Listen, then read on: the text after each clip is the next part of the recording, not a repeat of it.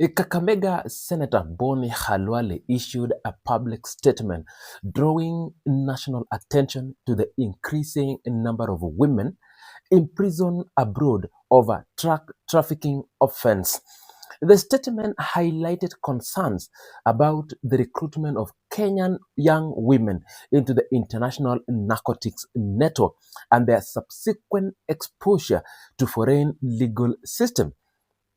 Khalwale emphasized that many of these women had left Kenya seeking employment to better their opportunities and their lives, only to fall victims to organized criminal groups that exploited their vulnerability for illegal purposes.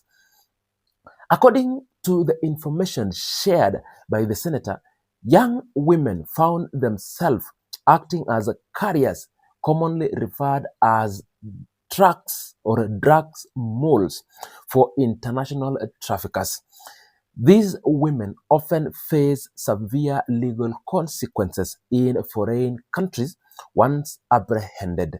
Halwale pointed out that this severity of punishment contrasted sharply with the lack of accountability experienced by the individuals orchestrating the criminal operation. He stressed that those profiting from the trade rarely face legal repercussion, while the women bore the brunt of punishment in an unfamiliar judicial system.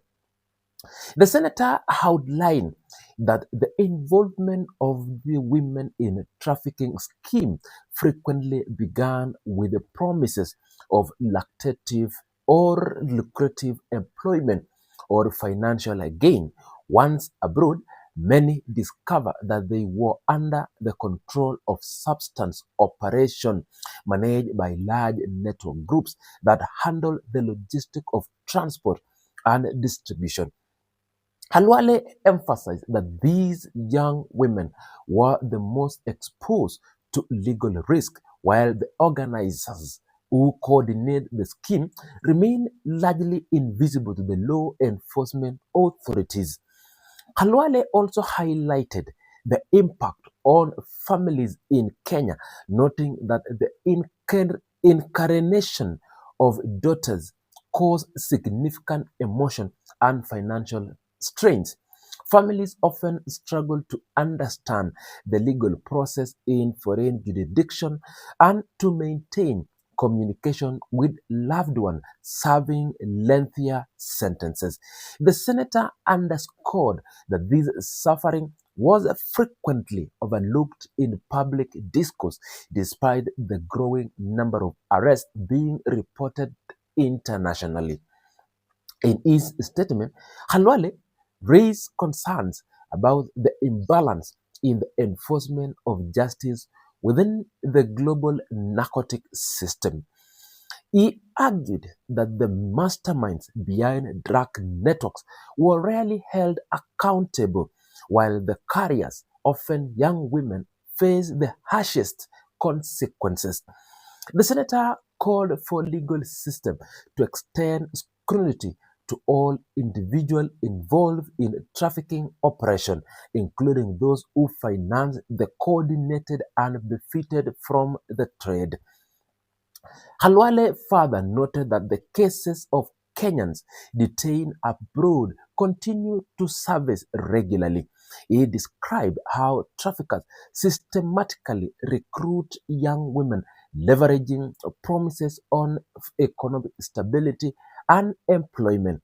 According to him, the operation were designed to protect high-level organizers by making the carriers the most visible and vulnerable participants during arrest and prosecution.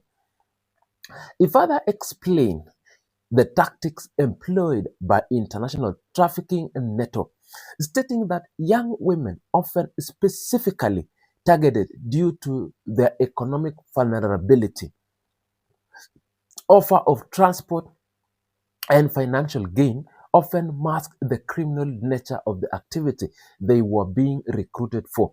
Once the women accepted this offer, they were placed under strict control within the network with limited knowledge of the severe legal consequences awaiting them abroad. Khalwale described the challenges faced by detained women in foreign legal system. He pointed out that carriers encounter language barrier, unfamiliar legal framework, and limited access to legal representation. These factors compounded the difficulties of navigating foreign justice processes and left the women isolated from family support.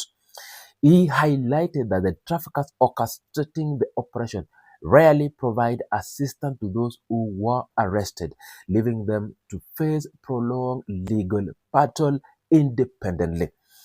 The senator also focused on the conditions experienced by the detained women during imprisonment. He noted that they endure harsh environment, emotional distress, and lengthier period without meaningful contact with their loved ones. Families in Kenya and other African countries were left to cope with ongoing uncertainty regarding the process of cases while attempting to maintain communication with their relatives under challenging circumstances. Khalwale emphasized that these hardships underscore the need for accountability at a higher level within trafficking network. Khalwale's statement called on authorities and the public to recognize the responsibilities of those who profit from drug or drugs trafficking. He insisted that the focus should extend beyond the carriers to include the organizers and the financiers who orchestrate the operation. The senator stressed that the punishment not only the carriers perpetuated injustice and left the most powerful individual unscathed. He highlighted the importance of pursuing a comprehensive accountability to ensure that all participants, regardless of their position within the network, face appropriate legal consequences. He elaborated on the urgency of addressing the disparity between the treatment of the carrier and the organizers. The senator stated that the continued impunity of those ruling or running international drugs operation allowed illegal network to flourish, while the young women who carried out the work remained exposed to extreme penalties. Khalwale emphasized that the legal system must recognize and address these imbalances to ensure fairness and justice for those mostly affected. In concluding his statement, Khalwale urged decisive action to identify, apprehend, and prosecute individuals responsible for directing and financing drug trafficking network. He called for an equitable treatment of all parties involved, insisting that the big boys or high-level beneficiaries of those networks should face the same consequences as the women serving sentences abroad.